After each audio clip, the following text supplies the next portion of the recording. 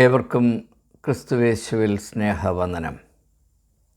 ഞായറാഴ്ച തോറും നാം അനുവർത്തിച്ച് വരുന്ന വേദപുസ്തക അടിസ്ഥാനത്തിലുള്ള ധ്യാനം, അന്വേഷണം, അത് ക്രിസ്ത്യാനികൾ എന്ന ഒരു വിഭാഗത്തിന് മാത്രമല്ല, മനുഷ്യജാതിക്ക് ആകമാനം നൽകപ്പെട്ട ആത്മീയ വിഭവമാകയാൽ മനുഷ്യ അവസ്ഥയോടുള്ള ബന്ധത്തിൽ വചനത്തെ പരിശോധിക്കുക, അതിൻ്റെ അർത്ഥം മനസ്സിലാക്കുക, അതാണ് നമ്മുടെ ലക്ഷ്യം. ഇതിന് കുറച്ചുകൂടെ വ്യക്തത പ്രാപിക്കേണ്ടതിന് ഇന്ന് മുതൽ ഒരു പുതിയ ശൃംഖല, ഒരു പുതിയ സീരീസ് ഞാൻ ആരംഭിക്കുകയാണ്. അതിൻ്റെ പൊതുവായ ശീർഷകം, ദി ഓവറോൾ ടൈറ്റിൽ, യേശുവിൻ്റെ ആത്മീയ പദയാത്ര. യേശുവിൻ്റെ ആത്മീയ പദയാത്ര എന്നുള്ളതാണ്. നാം ഇപ്പോൾ ഭാരത രാഷ്ട്രീയ സാഹചര്യത്തിൽ പദയാത്രകൾ ശ്രദ്ധിക്കാറുണ്ട്. ശ്രീ രാഹുൽ ഗാന്ധി ഇന്ത്യയുടെ ഒരറ്റം മുതൽ മറ്റേ അറ്റം വരെ ഭാരത് ജോഡോ യാത്ര നടത്തി. അതിനുശേഷം ന്യായ യാത്ര നടത്തി. വിവിധ സംസ്ഥാനങ്ങളിൽ വിവിധ പാർട്ടികൾ ഈ കാൽനട യാത്രകൾ നടത്താറുണ്ട്, നടത്തിക്കൊണ്ടേയിരിക്കുന്നു. എന്നാൽ ഈ സാഹചര്യത്തിലൊന്നും യാത്ര എന്നാൽ എന്താണ് എന്നതിനെപ്പറ്റി വേണ്ടതുപോലെ ഒരു അന്വേഷണമുണ്ട് എന്നെനിക്ക് തോന്നുന്നില്ല. എല്ലാവരും യാത്ര നടത്തുന്നു, നമുക്കും യാത്രയാകാം. നമ്മളും യാത്ര ചെയ്തില്ലെങ്കിൽ ഏതാണ്ട് കുറവ് തോന്നിക്കും എന്നതുകൊണ്ട് എന്നാ പിടിച്ചു ഒരു യാത്ര എന്ന നിലയിലാണ് പാർട്ടികൾ പൊതുവെയും ഈ രംഗത്തിറങ്ങുന്നത് എന്ന് ഞാൻ സൂചിപ്പിക്കട്ടെ. എന്നാൽ ഇവിടെ നാം മനസ്സിലാക്കേണ്ട കാര്യം, മനുഷ്യന് രണ്ട് അവസ്ഥകളുണ്ട്. ഒന്ന്, അവൻ നിശ്ചലനായിരിക്കുക, ഒരു ബിംബം പോലെ ആയിരിക്കുക. അങ്ങനെ ആയിരിക്കുന്നവർക്ക് ഏറ്റവും നല്ല ഇടമാണ് കസേര. ആ കസേരയുടെ നല്ല പേരാണ് സിംഹാസനം. സിംഹം അതിൻ്റെ ശരീരത്തിൻ്റെ ഒരു പ്രത്യേക സ്ഥലം കൊണ്ട് മുട്ടിക്കുന്ന സ്ഥലമാണ് സിംഹാസനം. അവിടെ ഇരിക്കുന്നവർ അവിടെ ഇരുന്ന് പോകും. അപ്പോൾ ഇത് നിഷ്ക്രിയതയുടെ ഒരവസ്ഥയാണ്. അതേതാണ്ട് പദവിയാണ് എന്ന് തെറ്റിദ്ധരിക്കുന്ന അനേകം ആളുകൾ ഈ ലോകത്തിലുണ്ട്. ഇതാണ് ഒന്നാമത്തെ സാധ്യത.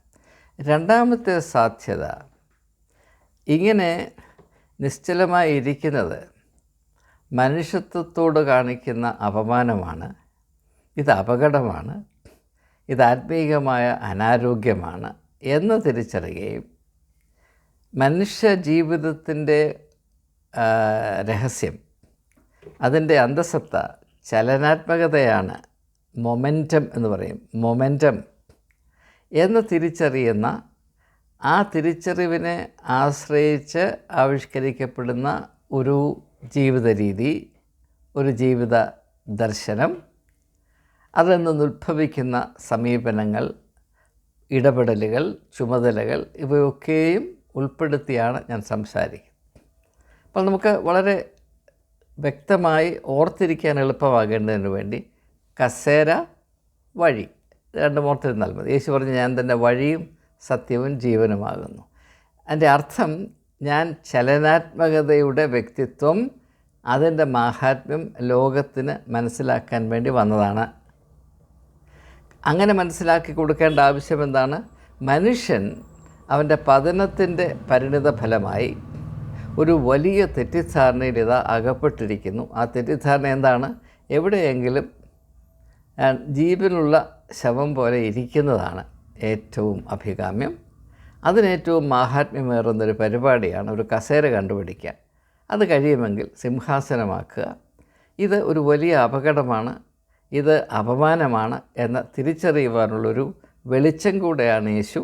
അതുകൊണ്ടാണ് യേശു പറഞ്ഞത്, മനുഷ്യപുത്രന് തല ചായ്ക്കുവാൻ ഇടമില്ല. അതിൻ്റെ അർത്ഥം മനുഷ്യപുത്രൻ കിടന്നുറങ്ങാൻ വന്നവനല്ല എന്ന ഒരു സൂചനയുണ്ട് എന്നത് വലിയതായിട്ട് ആലോചിക്കാൻ നമുക്ക് തിരിച്ചറിയാവുന്നതാണ്. അതുകൊണ്ട് യേശുവിൻ്റെ ആത്മീകമായ പദയാത്ര എന്ന ആശയത്തിൽ കൂടെ ഒരു വലിയ ശ്രദ്ധയർഹിക്കുന്ന, പ്രാധാന്യമർഹിക്കുന്ന ഒരാത്മീക മർമ്മം സുവിശേഷങ്ങളുടെ വെളിച്ചത്തിൽ നമുക്ക് തിരിച്ചറിയുവാൻ സഹായിക്കുന്ന വിധത്തിലാണ് ഈ പരമ്പരയിലുള്ള ദൂതുകൾ ക്രമീകരിക്കുവാൻ കൃപയാൽ ഉദ്ദേശിക്കുന്നത് നാമുഖമായി ഞാൻ പറയുകയാണ്. അതുകൊണ്ട് ഈ ധ്യാനത്തിൽ ഉൾപ്പെട്ടേക്കാവുന്ന അറിവുകൾ ഒരുപക്ഷെ നാളിതുവരെ നിങ്ങൾ പ്രാപിച്ചിട്ടുള്ള അറിവുകളിൽ നിന്ന് വളരെ വ്യത്യാസമുള്ളതാണെങ്കിൽ അതെന്തുകൊണ്ടാണെന്ന് നിങ്ങൾ മനസ്സിലാക്കണം. എന്നോട് ക്ഷമിക്കണം, സഹകരിക്കണം. ഇതിൻ്റെ പ്രസക്തി എന്താണെന്നും ഇതിൻ്റെ മൂല്യം എന്താണെന്നും തിരിച്ചറിയുവാൻ നാം അല്പം ഒന്ന് ക്ഷമ കാണിക്കേണ്ടി വരും. അതുകൊണ്ട് മാത്രമാണ് ഞാൻ ആദ്യം തന്നെ ഇപ്രകാരം ഒരപേക്ഷ നിങ്ങളുടെ മുമ്പിൽ സമർപ്പിക്കും. നമ്മുടെ ഇന്നത്തെ ചിന്തയ്ക്ക് ആധാരമായി വിശുദ്ധ യോഹന്നാൻ്റെ സുവിശേഷം 4-ാം അധ്യായത്തിൻ്റെ ആദ്യത്തെ 37 വാക്യങ്ങൾ നമുക്ക് വളരെ സുപരിചിതമാണ്. യേശു ശമര്യക്കാരുടെ നാട്ടിലേക്ക് കടന്നു ചെല്ലുന്നു. പദയാത്രയാണ്. വളരെ വ്യക്തമാണല്ലോ യേശുവിൻ്റെ പദയാത്ര. അവൻ ശമര്യക്കാരുടെ നാട്ടിലേക്ക് പോകുന്നു. അങ്ങനെ പോയതുകൊണ്ട്, അങ്ങനെ കടന്നു ചെന്നതുകൊണ്ട് ഒരു യഹൂദന് ഒരിക്കലും അനുഭവിക്കാൻ ന്യായമില്ലാത്ത, സാധ്യതയില്ലാത്ത ഒരു കൂട്ടിമുട്ടൽ, ഒരു അഭിമുഖം, ഒരു സംവാദം സംഭവിക്കുന്നു. അത് ശമര്യക്കാരി സ്ത്രീയുമായിട്ടാണ് എന്ന് നിങ്ങൾക്ക് അറിയാം. എന്തുകൊണ്ടാണ് ഈ സംഭവം ഇത്ര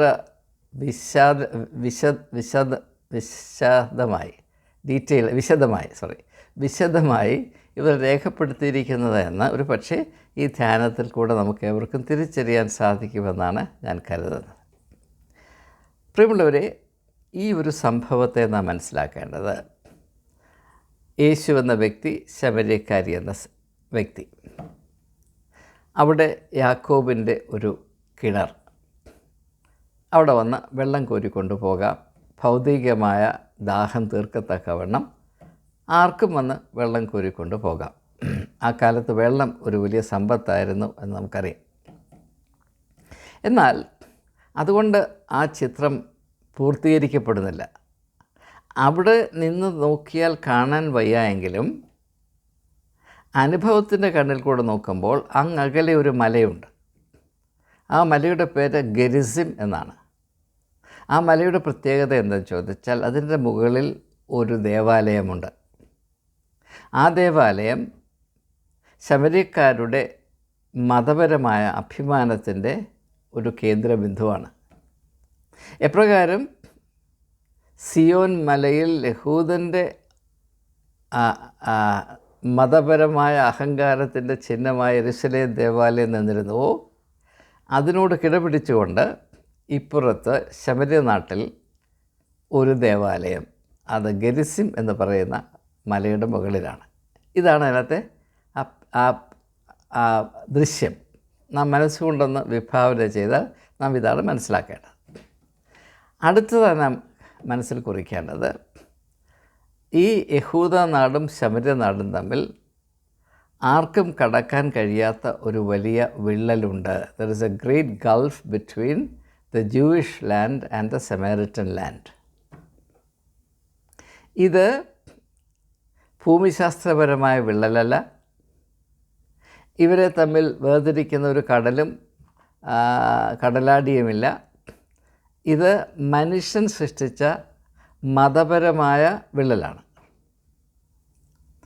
ആ വിള്ളൽ കവച്ചു വെക്കുവാൻ ഒരു യഹൂദന് അനുവാദമുണ്ടായിരുന്നില്ല. ഇവിടെ നാം മനസ്സിലാക്കേണ്ട ഒരു പ്രധാനപ്പെട്ട കാര്യം, ഞാൻ ആദ്യം പറഞ്ഞതുപോലെ രണ്ട് തരത്തിലുള്ള മനുഷ്യർ, രണ്ട് തരത്തിലുള്ള വ്യക്തിത്വമുണ്ട്. ഒന്ന് നിശ്ചലതയുടെ വ്യക്തിത്വം, രണ്ട് ചലനാത്മകതയുടെ വ്യക്തിത്വം. എന്നാൽ ഇവിടെ വളരെ കൗതുകമേറിയ ഒരു മർമ്മം ഞാൻ ഒന്ന് അടയാളപ്പെടുത്താൻ പോകുകയാണ്. ഈ നിശ്ചലതയുടെ കാഴ്ചപ്പാട്, ഈ നിശ്ചലതയുടെ മനോഭാവം,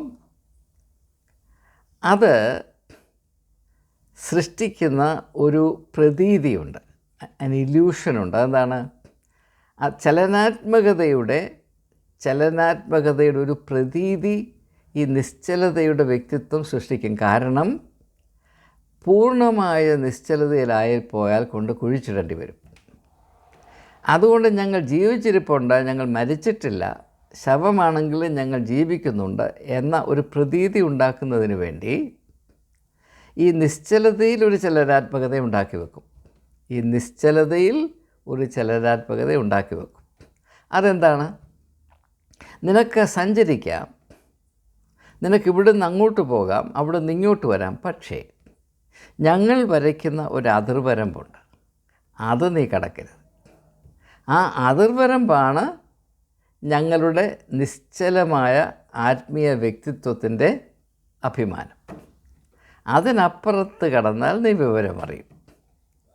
അപ്പോൾ ഈ ചട്ടക്കൂടിനുള്ളിൽ മത നേതൃത്വം സൃഷ്ടിച്ചു വച്ചിരിക്കുന്ന ഈ വലിയ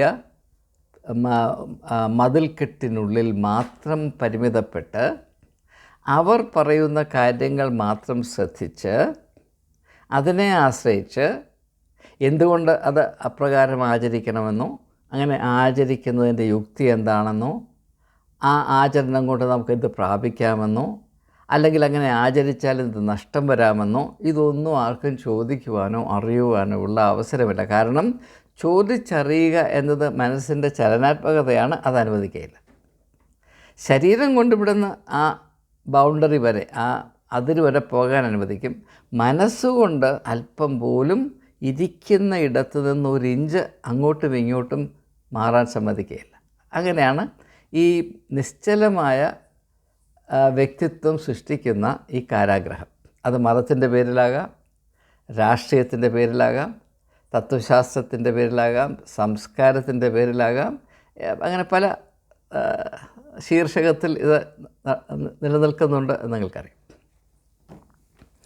ഈ ഒരു സാഹചര്യം,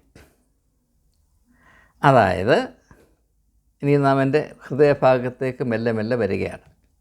നിങ്ങൾ രണ്ട് കൂട്ടരെ ഒന്ന് വിഭാവന ചെയ്യും. യഹൂദന്മാരിവിടെ, ശമര്യക്കാരിവിടെ. യഹൂദന്മാർ, ശമര്യക്കാർ. ഇവിടെ നടുവിൽ ഒരു വലിയ വിള്ളൽ. രണ്ടുപേർക്കും വ്യത്യസ്തമായ ആരാധനാലയങ്ങൾ. അത് രണ്ടും രണ്ട് മലയുടെ മുകളിലാണ്. ആ മലയുടെ മുകളിൽ നിന്ന് താഴോട്ടിറങ്ങി ജനങ്ങളുടെ ജീവിത അനുഭവങ്ങളിലേക്ക് കടന്നു വരുവാൻ ദൈവത്തിന് അവകാശമില്ല.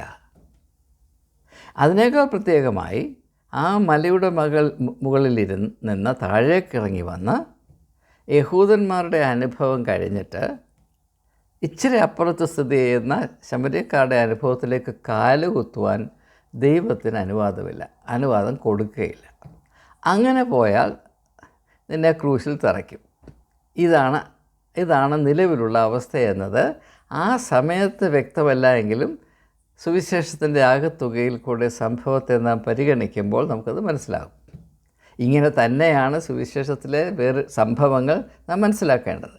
സുവിശേഷത്തിൻ്റെ ആകത്തുകയോടുള്ള ബന്ധത്തിലാണ് അതിലെ ഓരോ സംഭവത്തിൻ്റെയും ആത്മീയമായ പൊരുൾ മനസ്സിലാക്കാൻ നാം ശ്രമിക്കേണ്ടത്. ഇനി നാം പരിഗണിക്കേണ്ടത് യേശുവും ആ സ്ത്രീയും തമ്മിലുള്ള സംവാദം. ആ സംവാദത്തിൻ്റെ മുഖ്യ ലക്ഷ്യം ആ സ്ത്രീയുടെ ജീവിതത്തിൽ സംഭവിച്ചു പോയ, ഇപ്പോൾ സ്ഥിതി ചെയ്യുന്ന മർമ്മഭേദകമായ തകർച്ചയുടെ തിരിച്ചറിവാണ്. അവളുടെ അവസ്ഥ പരിതാപകരമാണ്. അതെന്താണ് എന്ന് അവൾക്ക് അവളോട് തന്നെ സമ്മതിക്കാൻ പ്രയാസമാണ്. അതെന്താണ് എന്ന് മറ്റുള്ളവർ തിരിച്ചറിഞ്ഞത് സഹിക്കാൻ വയ്യാത്തൊരവസ്ഥയിലാണ് അവൾ. അതുകൊണ്ടാണ് ആരുമില്ലാത്ത തക്കം നോക്കി, ആരും കാണാതെ യാക്കോബിൻ്റെ കുളക്കരയിൽ വന്ന് അവിടുന്ന് വെള്ളം കോരി വളരെ സീക്രട്ടായി വീട്ടിലേക്ക് പോകാം എന്ന് നനച്ച് ആ സ്ത്രീ അവിടെ വന്നത്. മനസ്സിലാക്കണം. അപ്പോൾ അവളുടെ ജീവിതത്തിൽ അവൾ സ്വകാര്യമായി വഹിച്ചുകൊണ്ട് നടക്കുന്ന ഒരു വലിയ ഭാരം, അല്ലെങ്കിൽ ഉണങ്ങാത്തൊരു മുറിവുണ്ട്. ആ അവസ്ഥയും അവൾ അഭിമാനത്തോടു കൂടെ പരാമർശിക്കുന്ന ഞങ്ങളുടെ പൂർവികന്മാർ ആരാധിച്ച് ഞങ്ങളെ മതവികാരങ്ങൾ പഠിപ്പിച്ച, അവർ ഞങ്ങൾക്ക് നൽകിയ പാരമ്പര്യത്തിൻ്റെ മകുടമായ ഗെരിസിം മലയുടെ മുകളിൽ നിൽക്കുന്ന ഞങ്ങളുടെ ദേവാലയം, അവിടെ ഇരിക്കുന്ന ദൈവം, ആ സംവിധാനം, ആ മതസംവിധാനം, അതും ഈ സ്ത്രീയുടെ വ്യക്തിപരമായ അനുഭവം തമ്മിൽ യാതൊരു ബന്ധവുമില്ല. മലയുടെ മുകളിൽ പുരോഹിതന്മാർ നിഷ്കർഷിക്കുന്ന പോലെ ആചാരാനുഷ്ഠാനങ്ങൾ മുറ പോലെ തുടർന്നുകൊണ്ടിരിക്കുകയാണ്. ഇങ്ങ് യാക്കോബിൻ്റെ കുളക്കരയിൽ മനുഷ്യജീവിതം താറുമാറായിക്കൊണ്ടേയിരിക്കുകയാണ്, പട്ടുപോയിക്കൊണ്ടിരിക്കുകയാണ്. അധപ്പതനത്തിൻ്റെ ആ കൂരിരുൾ താഴ്വരയിലേക്ക് അനുദിനം അത് വഴുതിപ്പോയിക്കൊണ്ടേയിരിക്കുകയാണ്. ആ യാഥാർത്ഥ്യവും മലയുടെ മുകളിലുള്ള ആരാധനയും തമ്മിൽ യാതൊരു ബന്ധവുമില്ല. എന്നാൽ ആ ഒരു യാഥാർത്ഥ്യത്തെ അവഗണിച്ചുകൊണ്ട് മനുഷ്യന് ഒരു വിധത്തിലുള്ള ആത്മീയ ശുശ്രൂഷയും ചെയ്യുവാൻ സാധ്യമല്ല എന്ന സുപ്രധാനമായ വെളിപ്പെടുത്തലാണ് യേശു സംഭവത്തിൽ കൂടെ തലമുറകൾക്ക് ലോകാവസാനം വരെയും നൽകുന്നത് എന്ന് നാം പ്രത്യേകം ഓർക്കേണ്ടതാണ്, തിരിച്ചറിയേണ്ടതാണ്. ഇനിയും അല്പം പ്രതിഷേധം ഉയർത്തുന്ന ഒരു ആശയത്തിലേക്ക് നിങ്ങളുടെ അനുവാദത്തോടെ ഞാൻ പ്രവേശിക്കുകയാണ്. ഈ സ്ത്രീയുടെ അവസ്ഥ എന്താണ്? അവൾ ലോകയാഥാർത്ഥ്യങ്ങളുടെ ഇരയാണ്. She is a victim of the realities of this world. ഈ യാഥാർത്ഥ്യങ്ങളോട് യാതൊരു ബന്ധവുമില്ലാത്തൊരു സംവിധാനമാണ് അങ്ങ് മലയുടെ മുകളിൽ സ്ഥാപിക്കപ്പെട്ടിരിക്കുന്നത്. അതിൻ്റെ കാർമ്മികത്വം വഹിച്ചുകൊണ്ടാണ് പുരോഹിതന്മാർ അവരുടെ പ്രതാപവും അധികാരവും സംരക്ഷിച്ച് ആസ്വദിച്ചിങ്ങനെ കഴിയുന്നത് എന്ന് നാം കണ്ടു കഴിഞ്ഞതാണ്. ആ സ്ത്രീയുടെ അവസ്ഥ എന്താണ്? അവൾ ജീവിക്കുന്ന ലോകത്തിൻ്റെ യാഥാർത്ഥ്യം എന്താണ്? അത് ഒന്ന് വെളിപ്പെടുത്തുന്നതിനാണ് യേശു അവളും പുരുഷന്മാരുമായുള്ള അവളുടെ ബന്ധത്തെ ഒന്ന് പരാമർശിക്കുന്നത്. അതുകൊണ്ടാണ് നീ പോയി നിൻ്റെ ഭർത്താവിനെ വിളിച്ചുകൊണ്ട് വരിക എന്ന് പറയുന്നത്. അതിൽ കൂടെ യേശു ചെയ്യുന്നത് എന്താണ്? ഈ സംഭാഷണത്തിലേക്ക് പുരുഷവർഗത്തിൻ്റെ പ്രതിനിധിയായി അവളുടെ ഭർത്താവിനെ ഉൾപ്പെടുത്തുവാൻ യേശു ശ്രമിക്കുകയാണ്. താൻ എന്ത് ശ്രമമാണ് നടത്തുന്നതെന്ന് വ്യക്തമായി അറിഞ്ഞിട്ടാണ് യേശു ആ ചുവട് വയ്ക്കുന്നതെന്ന് നമുക്കറിയാം. അവളുടെ ഭർത്താവിനെ വിളിച്ചുകൊണ്ടുവരാൻ വരണമെന്ന് പറയുമ്പോൾ അവളുടെ അവസ്ഥയുടെ സത്യം വെളിയിൽ വരികയാണ്. അവൾക്ക് ഭർത്താക്കന്മാരുണ്ട്, പക്ഷേ ഭർത്താവില്ല. അതാണ് ജീവിത യാഥാർത്ഥ്യം.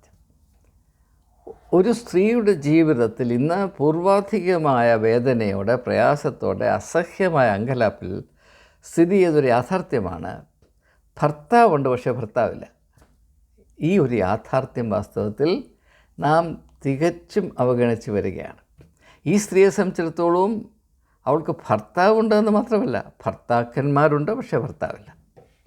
5 ഭർത്താക്കന്മാർ നിനക്കുണ്ടായിരുന്നു, ഇപ്പോഴുള്ളതോ ഭർത്താവല്ല. ഇതിന് മുമ്പുണ്ടായിരുന്ന 5 മാന്യന്മാരും ഇവളുടെ ഭർത്താവാണ് എന്ന് താൽക്കാലികമായി ഒന്ന് സമ്മതിച്ച് മൂളി വേണ്ട ആനുകൂല്യം പറ്റിപ്പോയതാണ്. ഇപ്പോഴുള്ളവൻ അതിനേക്കാൾ മിടുക്കനാണ്. അവൻ അതുപോലും സ്വീകാര്യമല്ല, പക്ഷേ അതിൻ്റെ ആനുകൂല്യം വേണം. ഇപ്പോഴുള്ളതോ ഭർത്താവല്ല. പ്രിയമുള്ളവരെ, ഇവിടെ നാം മനസ്സിലാക്കേണ്ട ഒരു പച്ച പരമാർത്ഥമുണ്ട്, ഒരു ജൈവിക യാഥാർത്ഥ്യമുണ്ട്. അത് ക്രിസ്ത്യാനികളുടെ ഇടയിൽ പറയുന്നത് പാപമാണ് എന്ന് ധരിച്ചിരിക്കുന്നത് കൊണ്ട് ഞാനത് പറയാൻ പോവുകയാണ്. അതിൻ്റെ തനി നിറത്തിൽ നമുക്ക് മനസ്സിലാക്കാൻ സാധിക്കണം, ധൈര്യമുണ്ടാകണം.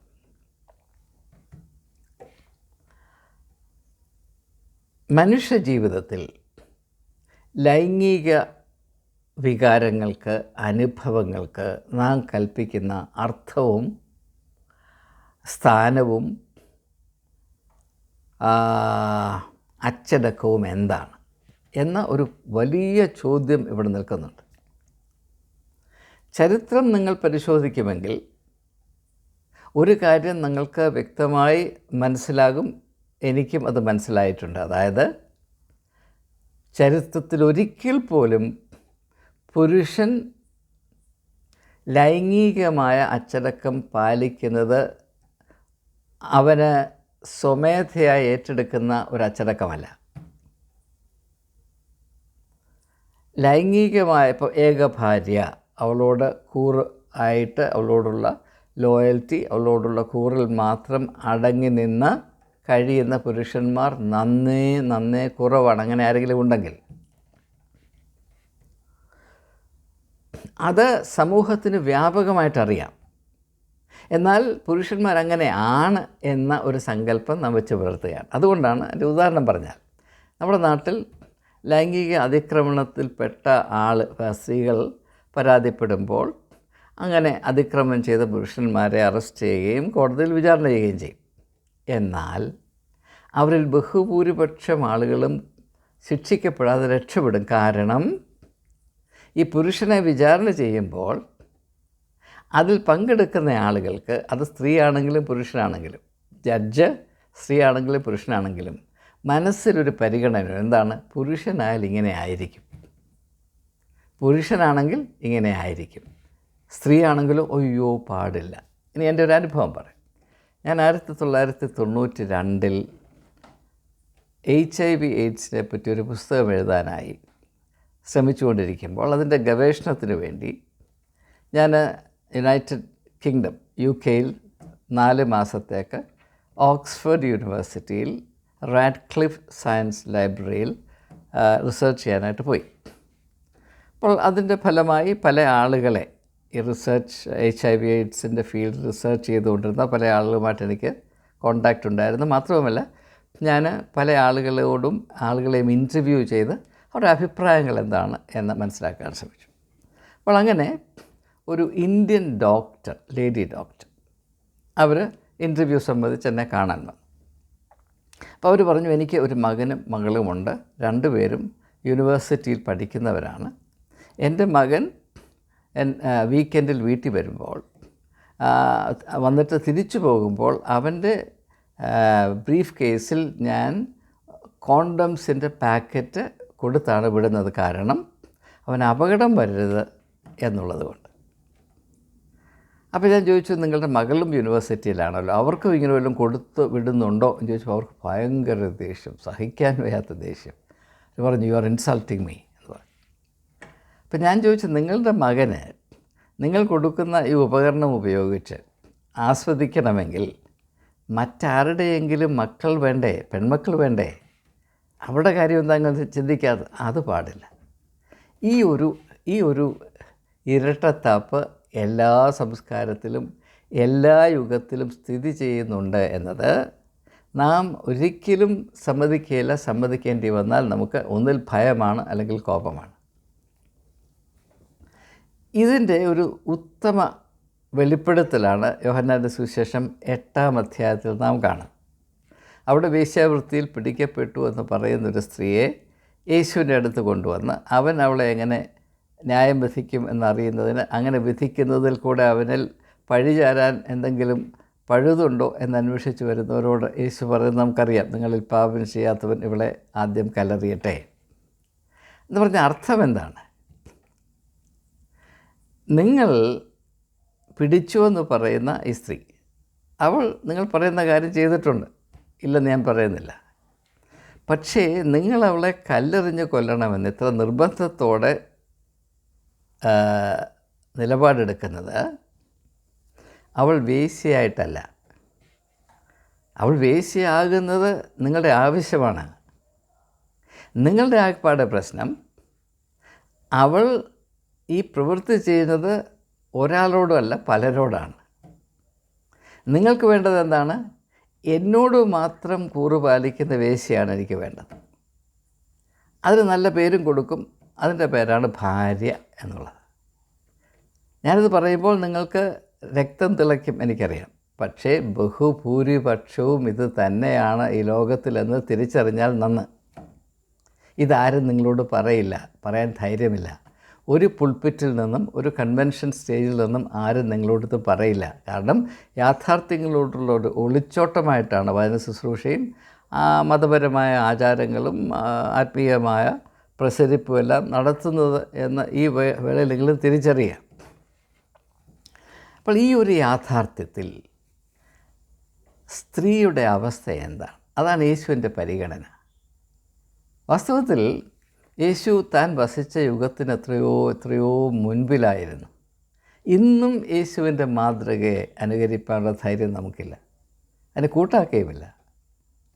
ഈ ഒരു വ്യവസ്ഥിതിയിൽ ആയിപ്പോകുന്ന ഒരു സ്ത്രീയുടെ അനുഭവം, അവൾ സഹിക്കേണ്ടി വരുന്ന അനീതി, അവൾ കടിച്ചമർത്തി കൊണ്ടു നടക്കേണ്ട വേദന, അവിടെ നിസ്സഹായത, അത് ആരോടെങ്കിലും ഒന്ന് പറയാൻ പോലും സ്വാതന്ത്ര്യമില്ലാതെ ഈ ശമര്യക്കാരി സ്ത്രീയെപ്പോലെ ആരുമില്ലാത്ത തക്കം നോക്കി വേണം ഈ കിണറ്റിൽ നിന്ന് അല്പം വെള്ളം കോരിക്കൊണ്ടു പോകുവാൻ. ദാഹം പോലും ശമിപ്പിക്കണമെങ്കിൽ ആരും അറിയാതെ വേണം. അതാണൊരു സ്ത്രീയുടെ അവസ്ഥയെന്ന് മനസ്സിലാക്കുക. അതാണൊരു സ്ത്രീയുടെ അവസ്ഥ. അവൾ ഇത് മുഴുവനും സഹിച്ചുകൊള്ളണം. എന്നാൽ ഏറ്റവും പ്രധാനപ്പെട്ട ഒരാശയത്തിലേക്ക് നാം കിടക്കുകയാണ്. അതോടുകൂടെ ഞാൻ അതും കൂടെ പരാമർശിച്ചിട്ട് ഞാൻ നിർത്താൻ പോവുകയാണ്. ഒരു സ്ത്രീയുടെ ഏറ്റവും വലിയ പ്രശ്നം ഈ ഒരു ജീവിത യാഥാർത്ഥ്യത്തെ പരിഗണിക്കുന്ന ഒരു മതദർശനമോ ഒരു പ്രവർത്തന രീതിയോ ഒരു സംസ്കാരമോ ഒരു ജീവിത ശൈലിയോ ഇല്ല എന്ന് മാത്രമല്ല, അതിലേറ്റവും ഘോരമായ യാഥാർത്ഥ്യം ഈ അനീതി നിറഞ്ഞ, അസത്യം നിറഞ്ഞ, കാപട്യം നിറഞ്ഞ, ഇരട്ടത്താപ്പ് നയം കൊണ്ട് മാത്രം പ്രവർത്തിക്കുന്ന ഈ വ്യവസ്ഥിതി നിഷ്കർഷിക്കുന്നതിനനുസരിച്ച് മാത്രമേ ഒരു സ്ത്രീക്ക് അവളുടെ ജീവിതത്തിൽ സാഫല്യം കണ്ടെത്തുവാൻ അവകാശമുള്ളൂ, സ്വാതന്ത്ര്യമുള്ളൂ. അവളെ ഈ വൈതരണിയിൽ കൊണ്ടാക്കുന്നു. ആജീവനാന്തം ഈ വിഷം കാളകൂടം കുടിച്ച് ജീവിക്കാൻ ശപിക്കപ്പെട്ടവളായി അവൾ ആയിത്തീരുന്നു. അതാരോടെങ്കിലും ഒന്ന് പറഞ്ഞെങ്കിലും അതിൻ്റെ വീർപ്പുമുട്ടൽ ഒന്ന് കുറയ്ക്കുവാനുള്ള സാവകാശം അനേകം ആളുകൾക്കുമില്ല. ചിലർക്കൊക്കെ ഉണ്ടായിരിക്കാം. താൻ അനുഭവിക്കുന്ന അവസ്ഥയുടെ ആ മൂർച്ച, അതിൻ്റെ വിഷം എവിടെയെങ്കിലും ഒന്ന് ഇറക്കി വെക്കാൻ പോലും ഇടമില്ല. നിങ്ങൾ ഈ ശമര്യക്കാരി സ്ത്രീ ഒന്ന് നോക്കുമെങ്കിൽ അവളുടെ പേര് ഏകാന്തത എന്നാണ്, ഒറ്റപ്പെടുത്തൽ എന്നാണ്. എന്തുകൊണ്ടാണ്? 5 ഭർത്താക്കന്മാരുണ്ടായിരുന്നു, ഇപ്പോഴുള്ള ഭർത്താവല്ല. എന്നാൽ ഈ സ്ത്രീയുടെ പ്രശ്നം എന്താണ്? അവളുടെ പ്രശ്നം അങ്ങനെയൊക്കെ ആയിരിക്കെ പുരുഷനെന്ന് പറയുന്ന ആ പ്രതിഭാസത്തിൻ്റെ അവസ്ഥ ഇതായിരിക്കെ, അതിൽ നിന്നൊന്നും പ്രതീക്ഷിക്കാൻ വകയില്ലാതിരിക്കെ, എന്നാൽ അതാണ് എൻ്റെ ജീവിതത്തിൻ്റെ ഏറ്റവും വലിയ സമ്പത്ത്, അഭിമാനം, ആശ്വാസം എന്ന് നടിച്ച് നടക്കേണ്ട ഗതികേട്. യേശു ചോദിച്ചിട്ട് വേണം കണ്ടുപിടിക്കാൻ നിൻ്റെ ഭർത്താവ് എവിടെ. ആ ചോദ്യം തുളച്ചു കയറുമ്പോഴാണ് എനിക്ക് ഭർത്താവുണ്ട് പക്ഷേ ഭർത്താവില്ല എന്ന ലോക യാഥാർത്ഥ്യം വെളിപ്പെട്ടു വരുന്നത്. അതും നമുക്ക് മനസ്സിലാക്കാം. പക്ഷേ പ്രശ്നം എന്താണെന്ന് ചോദിച്ചാൽ, ഈ പെൺകുട്ടി, ഈ ശമര്യക്കാരി സ്ത്രീ, അവൾ ജനിച്ചപ്പോൾ തൊട്ട് അവൾക്ക് ബോധം ഉദിച്ചപ്പോൾ തൊട്ട് അവളെ പറഞ്ഞ് അവളുടെ ഉള്ളിൽ കുത്തിച്ചെലുത്തിയ ഒരു ധാരണയുണ്ട്. എന്താണ് ആ ധാരണ? നീ വിവാഹം കഴിക്കാനായിട്ട് മാത്രം പിറന്നവളാണ്. വിവാഹം കഴിച്ചു കഴിഞ്ഞാൽ നിൻ്റെ ജീവിതത്തിൻ്റെ കേന്ദ്രബിന്ദു ഈ മനുഷ്യനായിരിക്കും, നിൻ്റെ മണവാളൻ ആയിരിക്കും. അവനെ സന്തോഷിപ്പിച്ച് നിർത്തുക, അവനെ പരിചരിക്കുക, അവൻ്റെ ഇംഗിതം അനുസരിച്ച് തുള്ളുക, പിന്നെ അവനിൽ കൂടെ ഉൽപ്പാദിപ്പിക്കപ്പെടുന്ന കുട്ടികളെ വളർത്തുക. 2 അറ്റവും കത്തി എരിഞ്ഞ് ഇല്ലാതാകുന്ന മെഴുകുതിരിയെപ്പോലെ ഒരു വലിയ, എന്താണ് പറയുന്നത്, ത്യാഗത്തിൻ്റെ പര്യായമായി പീഡിനു പൊന്മണി വിളക്കു നീ, തറവാടിനു നിധി നീ, കുടുംബിനി തൻ സുഖമെല്ലാം അന്യർക്കായി ത്യാഗം ചെയ്യും തപസ്വിനി. എന്തിനാ സാറേ ഇത്? ഒരു സ്ത്രീ തൻ്റെ സുഖം മുഴുവനും മറ്റുള്ളവർക്ക് ത്യാഗം ചെയ്യുന്നത് എന്തിനു വേണ്ടി? അത് ആര് പറഞ്ഞിട്ടാണ്? ഇത് എവിടെ നിന്ന് കൊണ്ടുവന്നു? വേദപുസ്തകത്തിൽ നിങ്ങൾക്കൊന്ന് കാണിച്ചു തരാമോ? യേശുവിൻ്റെ ദർശനത്തിൽ കാണിച്ചു തരാമോ? പക്ഷേ സാംസ്കാരികമായ ഈ ഒരു വലിയ ക്രൂരതയാണ് ഒരു അച്ചടക്കമായും കടമയായും ഒക്കെ നാം വെച്ച് പുലർത്തുന്നത്. അപ്പോൾ പ്രശ്നം എന്താണ്? ഈ യാഥാർത്ഥ്യത്തെ മുഴുവനും മറന്നിട്ട് ഈ ഒട്ടും പൊട്ടും അറിയാത്ത പെൺകുട്ടിയോട് പറഞ്ഞു കൊടുക്കും, നീ വിവാഹിതയാണ്, ആ ഒറ്റ പുരുഷൻ അവനിൽ കൂടെയാണ് നിൻ്റെ രക്ഷ, നിൻ്റെ മോക്ഷമുണ്ടാകേണ്ടത്. അവൻ ഈ ലിസ്റ്റ് നിൽക്കുകയാണ്. 5 ഭർത്താക്കന്മാർ നിനക്കുണ്ടായിരുന്നു, ഇപ്പോൾ ഉള്ളത് ഭർത്താവല്ല. അവൻ ഓടിപ്പോകാനായിട്ട് താറുപിടുത്ത് നിൽക്കുകയാണ്. പക്ഷെ അതിൽ പിടിച്ചു വേണം ഈ സ്ത്രീ ഈ വൈതരണി കടക്കാൻ. ഈ യാഥാർത്ഥ്യത്തെ യേശു അഭിമുഖീകരിക്കും. ഇതാണ് മനസ്സിലാക്കണം. ഇതിൻ്റെ ഭീകരത, ഇതിൻ്റെ കൊടും ചതി, ഇതിൻ്റെ അനീതി, ഇതിൻ്റെ വഞ്ചന, ഇതിൻ്റെ പൈശാചികമായ യാഥാർത്ഥ്യങ്ങൾ, ഇത് മനസ്സിലാക്കിയിട്ട് വേണം യേശു അവളോട് എപ്രകാരം ഇടപെടുന്നു എന്ന് മനസ്സിലാക്കാൻ. അങ്ങനെ ഇടപെടുന്നതിൽ കൂടെ ആ സ്ത്രീയുടെ ജീവിതത്തിൽ സംഭവിച്ച വലിയ വിടുതലിൻ്റെ അർത്ഥവും വ്യാപ്തിയും അങ്ങനെ മാത്രമേ നമുക്ക് തിരിച്ചറിയുവാൻ സാധ്യമാകുകയുള്ളൂ. മറ്റൊരു വിധത്തിലും ഈ സംഭവത്തിൻ്റെ ഹൃദയഭാഗത്തേക്ക് കടന്നു പോകാൻ നമുക്ക് സാധ്യമല്ല. യേശു അവളോട് എന്താണ് അറിയിക്കുന്നത്? നിന്നോട് സംസാരിക്കുന്നവൻ ആര് എന്ന് നീ അറിഞ്ഞിരുന്നുവെങ്കിൽ നീ അവനോട് ചോദിക്കുകയും അവൻ നിനക്ക് ജീവൻ്റെ ജലം ദാനമായി തരികയും ചെയ്യുമായിരുന്നു എന്ന് പറയുമ്പോൾ അതിമനോഹരം. ഇതിനേക്കാൾ മനോഹരമായൊരു പ്രസ്താവന ലോക സാഹിത്യത്തിൽ നിങ്ങൾക്ക് കാണാൻ സാധ്യമല്ല. ഞാൻ നിങ്ങളെ വെല്ലുവിളിക്കുന്നു, ഇതിനോട് സമാന്തരമായ ഒരു പ്രസ്താവന നിങ്ങൾക്ക് കാണിക്കാമോ? എവിടെയെങ്കിലും? ഞാൻ അന്വേഷിച്ചിട്ടുള്ളവനാണ്, ഇതിന് പകരം ഞാൻ കണ്ടിട്ടില്ല. അതുകൊണ്ടാണ് ഞാൻ കൈകൾ കൂപ്പിയിട്ടാണ് ഇങ്ങനെയുള്ള ഭാഗങ്ങൾ വായിക്കുന്നത്. അതിൻ്റെ അർത്ഥം എന്താണ്? പ്രിയപ്പെട്ട മകളെ, നീ ഒരു വലിയ അസത്യത്തിൻ്റെ അനീതിയുടെ ഇരയാണ്. നിൻ്റെ ജീവിതം മുഴുവനും സൃഷ്ടിക്കപ്പെട്ടിരിക്കുന്നത്, അത് നങ്കൂരമിട്ടിരിക്കുന്നത് ഒരു വലിയ അസത്യത്തിൻ്റെ കടലിലാണ്. ഇവിടെ നിന്ന് നിനക്കൊരു വ്യക്തിത്വം പ്രാപിപ്പാനോ ജീവിതത്തിൽ അഭിമാനത്തോടുകൂടെ നിന്നെപ്പറ്റി ഓർക്കുവാനോ ഒരു സാധ്യതയുമില്ല. ശവക്കുഴിയിൽ വീഴുന്നത് വരെ നീ നിന്നെ തന്നെ ശപിച്ചു ജീവിക്കേണ്ട ഗതികേടാണ് ഈ വഴിയിൽ കൂടെ പോയാൽ. കാരണം എന്താണ്? നീ ബോധമായപ്പോൾ തൊട്ട് നിന്നെ പഠിപ്പിച്ചത് നിൻ്റെ വ്യക്തിപരമായ വില, നിൻ്റെ വ്യക്തിത്വത്തിൻ്റെ വില ഭർത്താവെന്ന് പറയുന്ന ഒരു കാന്തൻ അല്ലെങ്കിൽ കോന്തൻ അവനിൽ നിന്ന് കടമെടുത്തെങ്കിൽ മാത്രമേ നിനക്ക് വിലയുണ്ടാകുകയുള്ളൂ. Your worth must be derived from your Lord and Master, the husband. അവനോ 5 ഭർത്താക്കന്മാർ നിനക്കുണ്ടായിരുന്നു, ഇപ്പോഴുള്ളതോ ഭർത്താവല്ല. എന്നാൽ ബോറോ ചെയ്തോ എടുത്തു, അതിൻ്റെ വില കൊണ്ടുപോക്കൂ. ഇതാണ് അവസ്ഥ. എത്ര ഭീകരമാണെന്ന് ആലോചിച്ച് നോക്കൂ. യേശു പറയുന്നു, ഇത് ഒരു മാർഗമല്ല. നിൻ്റെ മനസ്സിൽ വിപ്ലവാത്മകമായ ഒരു വ്യതിയാനമുണ്ടാകണം. വിവാഹത്തിലേർപ്പെടുവാൻ താല്പര്യപ്പെടുന്ന, കാത്തിരിക്കുന്ന, സ്വപ്നം കാണുന്ന പെൺകുട്ടികളോട് ഞാനിത് പറയുകയാണ്. നിങ്ങൾ ദയവായി ശ്രദ്ധിക്കുക. ഒരു പക്ഷേ നിങ്ങൾക്കിതുകൊണ്ട് സമാധാനമുണ്ടാകും. നിങ്ങളുടെ വ്യക്തിത്വത്തിൻ്റെ വില, നിങ്ങളുടെ ജീവിതത്തിൻ്റെ ഫലഭൂഷ്ടി, നിങ്ങളുടെ സൗന്ദര്യം, നിങ്ങളുടെ നന്മ, ഇതൊക്കെയും ഒരു പുരുഷനോടുള്ള ആശ്രയത്തിൽ, ഒരു മരത്തിലൊക്കെ എങ്ങനെയാണ് ഇത്തിലിരിക്കുന്നത്, അതുപോലെ നിങ്ങൾ ഒട്ടിച്ച് ഇരുന്നെങ്കിൽ മാത്രമേ നിൻ്റെ വ്യക്തിത്വത്തിൻ്റെ വില ഉണ്ടാകത്തുള്ളൂ. അല്ലെങ്കിൽ നീ ശപിക്കപ്പെട്ടവളാണ്, 4 പേര് കണ്ട മുഖം തിരിഞ്ഞ് നടന്നു കളയും, ദുശകരമാണെന്ന് പറയും. ഇങ്ങനെ പഠിപ്പിക്കുന്ന ഈ സമൂഹത്തിൻ്റെ ക്രൂരതയില്ലേ, അതിൻ്റെ മുഖത്ത് കാർക്കിച്ച് തുപ്പണം. Nothing less. ഞാനാണ് നിങ്ങളോട് പറയുന്നത്. പിന്നെയോ അതുകൊണ്ടായില്ല. നിങ്ങൾക്ക് മറ്റൊരു മാർഗമുണ്ട്. ആ മാർഗമാണ് യേശു. അതാണ് യേശു പറഞ്ഞത്, ഞാൻ തന്നെ വഴിയും, ഞാൻ തന്നെ വഴിയും. എന്താണ് ആ വഴി?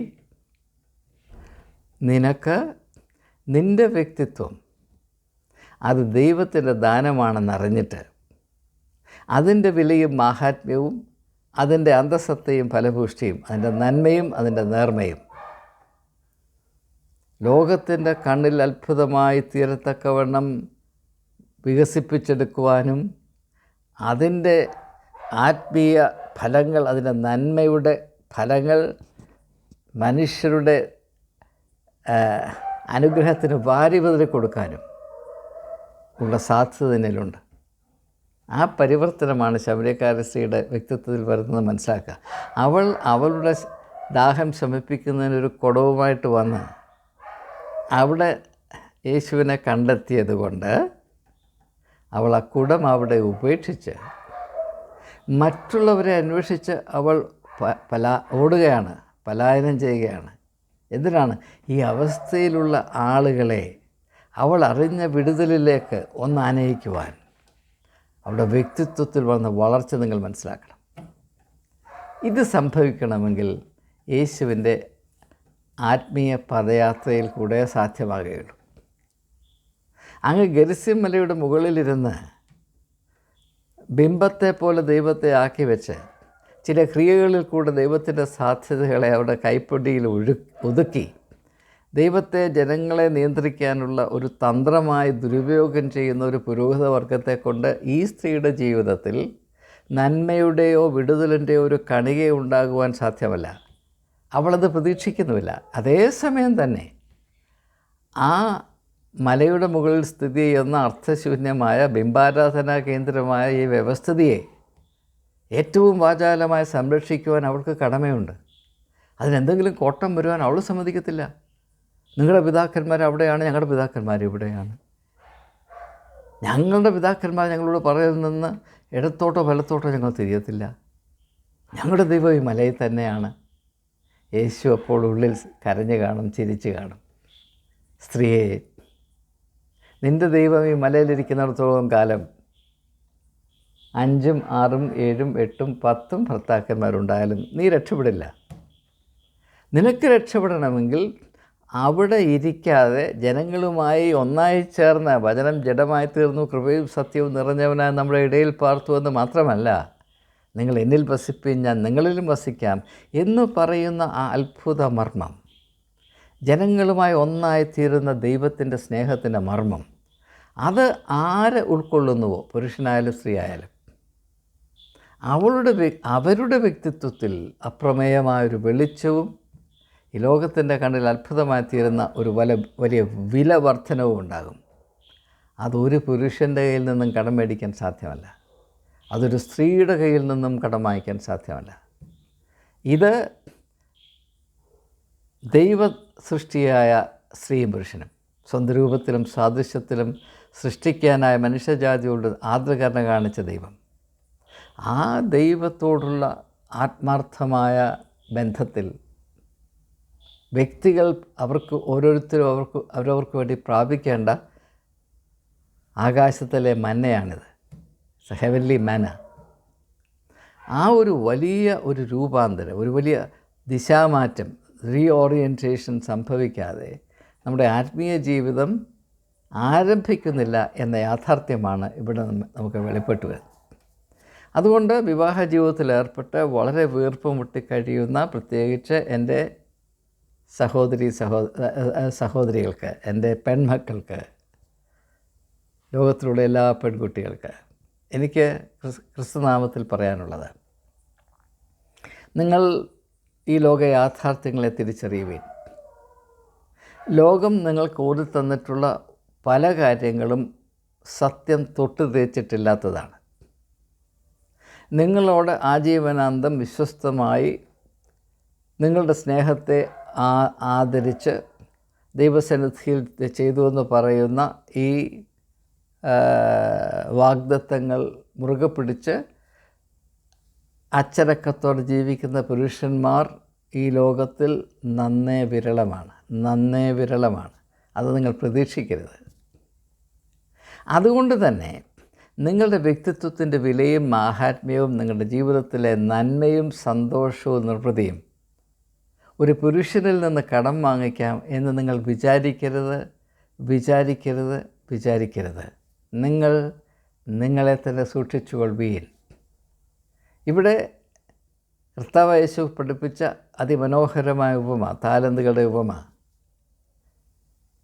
പുരുഷനിൽ നിന്ന് കടം വാങ്ങിക്കേണ്ട ആവശ്യമില്ല. ദൈവം നിനക്ക് താലന്തുകൾ നൽകിയിട്ടുണ്ട്. ആ താലന്തുകളെ ഏറ്റവും സാമർഥ്യത്തോടെ, ആവേശത്തോടെ, അവയുടെ പരിപൂർണതയിൽ വളർത്തിയെടുത്താൽ നിൻ്റെ ജീവിതത്തിൻ്റെ എല്ലാ പ്രശ്നങ്ങളും അവസാനിച്ചിരിക്കും. അങ്ങനെയാകുമ്പോൾ മാത്രമേ ഒരു പുരുഷൻ ആത്മാർത്ഥമായി നിന്നോട് പറ്റിച്ചേർന്നിരിക്കുകയുള്ളൂ. നീ കൂടുതലായി നിൻ്റെ പുരുഷനെ പ്രീതിപ്പെടുത്താനായി തലകുത്തി നിൽക്കുമ്പോൾ കൂടുതലായി അവൻ്റെ പുച്ഛം മാത്രമാണ് നീ ആർജിക്കുന്നത്. അത് ഈ സ്ത്രീയുടെ അവസ്ഥയാണ്. 5 ഭർത്താക്കന്മാരുണ്ടായിരുന്നു, ഇപ്പോഴുള്ള ഭർത്താവില്ല. കാരണം അവൾ കൂടുതലായി അവളുടെ ഭർത്താവ് എന്ന് പറയുന്ന ആ വ്യക്തിയെ പ്രീതിപ്പെടുത്താനും എങ്ങനെയെങ്കിലും അവനെ ഒന്ന് അള്ളിപ്പിടിച്ച് നിൽക്കാനും ശ്രമിക്കുന്നതിനോടൊപ്പം അവൻ കുതറി ഓടുകയാണ്, ജീവനും കൊണ്ട് ഓടുകയാണ്. കാരണം അവനിത് സാധ്യമല്ല. അവൻ്റെ വ്യക്തിത്വം അങ്ങനെ ഉള്ളതാണ്. അവൻ്റെ വ്യക്തിത്വത്തിൽ കാര്യമായ പരിവർത്തനം വരാതെ നീ ഉദ്ദേശിക്കുന്നത് പോലെയുള്ള ഈ ഒരു നിർവൃതിയുടെ ബന്ധം ഒരിക്കലും സാധ്യമല്ല. അങ്ങനെ സാധ്യമാണ്. പള്ളിയിൽ പോയി വിവാഹം കഴിച്ചു, ദൈവത്തിൻ്റെ മുമ്പിൽ സത്യപ്രതിജ്ഞ ചെയ്തു, അതുകൊണ്ട് ഇനിയും ഒരു കുന്തവും വരത്തില്ല എന്ന് പറയുന്നത് വെറും പൊട്ടത്തരമാണ്. നിന്നെ കളിപ്പിക്കാനായിട്ടുണ്ടാക്കി വെച്ചിട്ടുള്ളതാണ്. ഇതിൽ നിനക്ക് യാതൊരു ആശ്വാസവുമില്ല. ഇവിടെ ആകെയുള്ളത് നിനക്ക് നൽകുന്നത് നരകത്തിൻ്റെ താക്കോലാണ് തരുന്നത്. മനസ്സിലാക്കുക. എന്നാൽ മറ്റൊരു താക്കോലുണ്ട് എന്നതാണ് സുവിശേഷം.